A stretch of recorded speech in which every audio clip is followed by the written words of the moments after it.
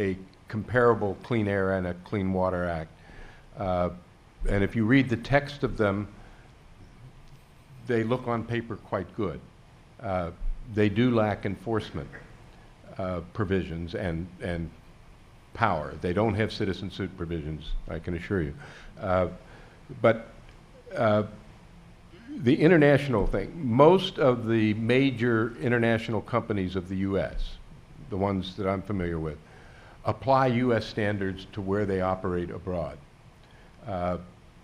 because they realize that they're vulnerable if they're known to be performing less well environmentally in a third country or another country, that is not going to be something that they'll be rewarded for.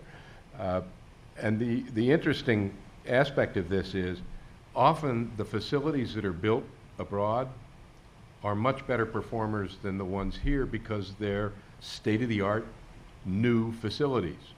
Take pulp and paper mills in the U.S. They were built, there hadn't been a pulp and paper mill built in the United States since 1968. They're old, you have to retrofit them to clean them up. You go to Indonesia, you go to Brazil, you're building a greenfield plant, state-of-the-art, wonderful performers. So those problems, now the flight isn't really an environmental flight, it's a cost flight. That the labor is cheaper, energy's cheaper, so that's the kind of factor that causes people to offshore facilities.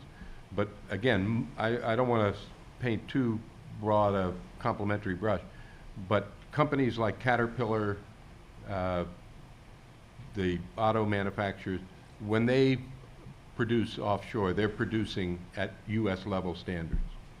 And to a degree, this administration, more so than its predecessor administrations, has tried to incorporate environmental provisions in the treaties that we've been negotiating with these various countries. It's modest at best. It doesn't meet my standards at all. And you're constantly confronted with the fact that the U.S. has an adversarial system, and most of our competitors do not have an adversarial system.